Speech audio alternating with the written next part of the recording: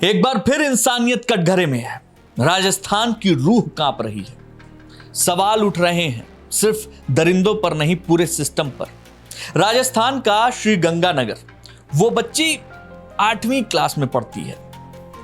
18 जून 2026, अभी 18 जून 2026 बच्ची अपनी एक सहेली से मिलने श्री विजयनगर गई। रात करीब 10:30 बजे वो श्री गंगानगर पहुंचती है। घर जाने के लिए एक ई रिक्शा ड्राइवर, जिसका नाम राम बाबू बताया गया, उसकी ई रिक्शा पर बैठती है। राम बाबू ने उसके साथ बातचीत की। रात का समय था, सज्जन बनने का उसने बहुत बढ़िया नाटक किया। उन गलियों से अनजान और बेखबर वो रिक्शे वाले से बात कर रही थी और उस रिक्शे वाले ने उसको घर छोड़ने की बजाय एक होटल ले जाया। वहां ले गया, होटल का नाम था जॉय इन। और फिर वहीं से शुरू हुआ हैवानियत का नंगा नाच। अगले 5 दिनों तक बच्ची को नशे की हालत में एक होटल से दूसरे होटल, दूसरे होटल से तीसरे होटल शिफ्ट किया गया। उसके साथ दरिंदगी की गई। जांच में पहले 3 होटलों की बात सामने आई, लेकिन अब पुलिस ने बीरबल चौक के पास में एक ड्रीम नाम के चौथे होटल का भी पता लगाया है। इन सभी होटलों में बच्ची को छुपा कर रखा गया था। बच्ची के गायब होने के बाद परिवार ने गुमशुदगी की रिपोर्ट दर्ज कराई। पुलिस मुस्तैद हुई 22 जून। 18 को जो है वो गायब हुई थी। 19, 20, 21, 22 4 दिन में 22 जून को होटल जॉय इन से ही बच्ची को बरामद किया गया। उसका जब बयान लिया गया, पुलिस की रूह कांप उठी। 30 लोगों ने उसके साथ दरिंदगी की थी इन 4 दिनों में। 10 लोग गिरफ्तार किए जा चुके हैं। इन 10 लोगों में वो ई रिक्शा ड्राइवर राम बाबू भी है, होटल मालिक मयंक भी है, मैनेजर है हरदीप और सचिन। इसके अलावा दीपक और तरुण नाम के 2 लोगों को भी अभी पिछले दिनों पकड़ा गया है। इन 10 लोगों में से 5 ने बच्ची के साथ दरिंदगी की थी, बाकियों ने उनका साथ दिया था। पुलिस ने एक होटल सीज कर दिया है। 4 होटलों के जो सीसीटीवी कैमरे हैं, उसका डीवीआर है, उसको अपने कब्जे में ले लिया है। पुलिस अधीक्षक एसपी साहब हरिशंकर यादव, इनकी देखरेख में एक्सपर्ट्स जो है इस पूरी फुटेज को खंगाल रहे हैं। आरोपियों के मोबाइल फोन से भी कई अहम सुराग हाथ लगे हैं। यह घटना किसी एक शहर की नहीं है, किसी एक परिवार की नहीं है। यह घटना, यह सवाल पूरे समाज से है, उस व्यवस्था से है जो बेटियों की सुरक्षा के बड़े बड़े दावे करती है। सवाल उन लोगों से भी है जो सब कुछ देखकर चुप रहते हैं।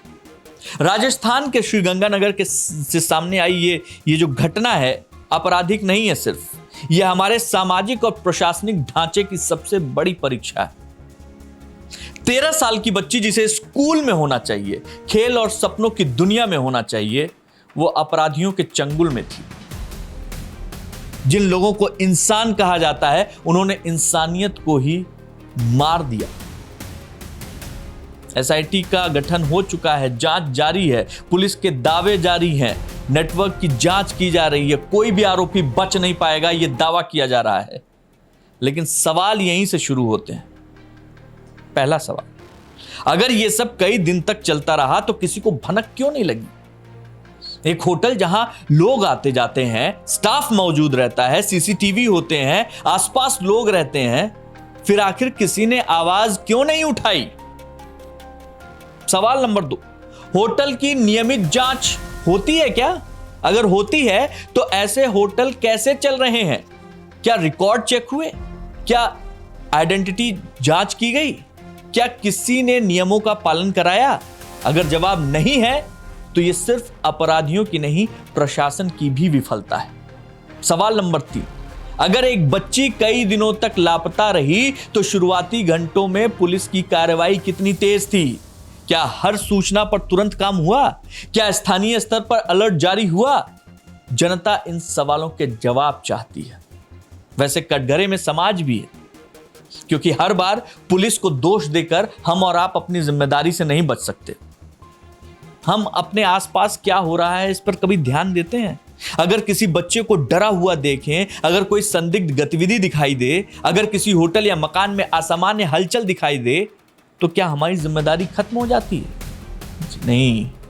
एक फोन, एक सूचना, एक शिकायत किसी बच्चे की जिंदगी बच सकती है। अब इस केस में सबसे बड़ी परीक्षा कानून की है। क्या जांच निष्पक्ष होगी?